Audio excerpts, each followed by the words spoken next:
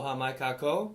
That means hello everyone. My name is Richard MacKenzie, and I am an aquatic ecologist at the Institute of Pacific Islands Forestry at the Pacific Southwest Research Station. And I am based in Hilo, Hawaii, out in the Western Pacific. One of my curiosities is I'm very interested in the native stream animals that live out here in Hawaii, and I'm interested in them because they're only found in Hawaii, so they're endemic to this area. And so I am concerned and interested in trying to protect and conserve these species so that they will continue to be here for my children and my grandchildren. When I was growing up as a child, I used to explore the creek in our backyard, and I was constantly turning over rocks and discovering and learning about the different types of creatures that lived in the streams. And naturally, when I moved to Hawaii, I did the same thing, and I picked over rocks, and I found essentially different types of organisms in the streams. And the more that I learned about the streams, the more I realized that they are completely different than the streams that I grew up with. Specifically because we live on an island, we're surrounded by a very salty, large ocean. And that has resulted in unique assemblages, unique communities of fish and invertebrates that live in the streams. Specifically, these fish have to be able to survive both freshwater and saltwater. And I discovered that we have 5 species in Hawaii that are only found in Hawaii. And I was curious because of the fact that they're only from Hawaii. I was curious how things like invasive species or climate change might impact these species, because again, they're only found here in Hawaii, and once we lose them, they're gone.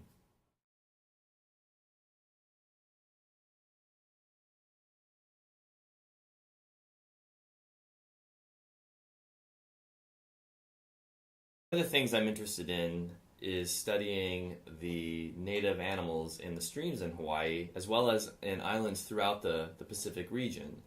And the reason why is that these, as I mentioned earlier, these species are only found in these islands.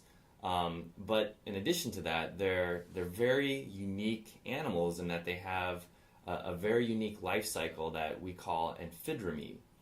And this applies to the native fish that we have in our streams, which are called gobies, or in Hawaii we call them o'opu. It refers to, we have native freshwater shrimp, which in Hawaiian are called opai kalaole. And we have freshwater snails in our streams that are referred to as hihivai. And all 3 of these animals, these are, as I mentioned, are amphidromous, which means they require stream flow to complete their life cycle.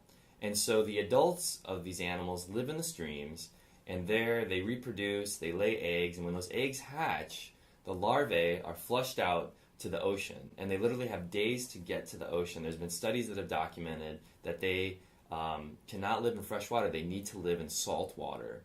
And so once they get to the salt water, they feed and they grow, and then when they reach a certain stage, they start to climb back into the freshwater streams, because now they need fresh water to live. And so as you can see, that stream flow is critical for maintaining their lives, whether they're shrimp or gobies or snails, because that flow gets them to the ocean, and it provides them with a trigger to recolonize into the stream and to scale up the waterfalls and to recolonize the habitats that they really like.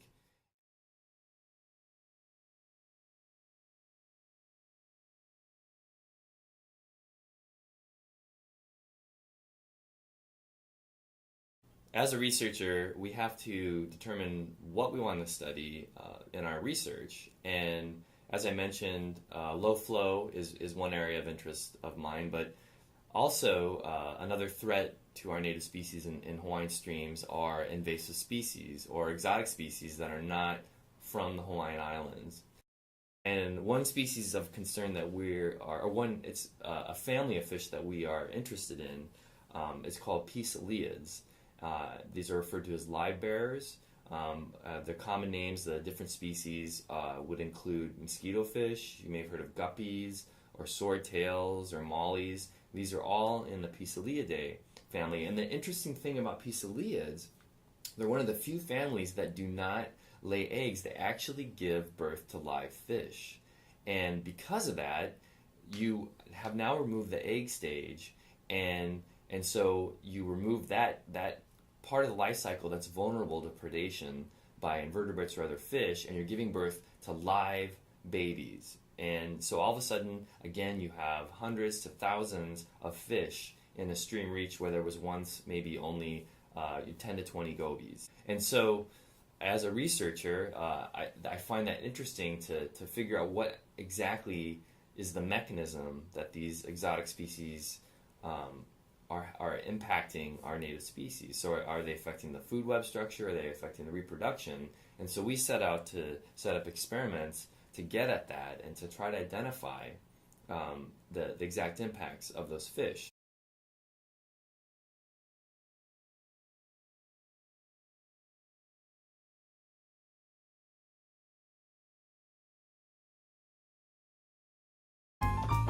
Visit the Natural Enquirer website for more information.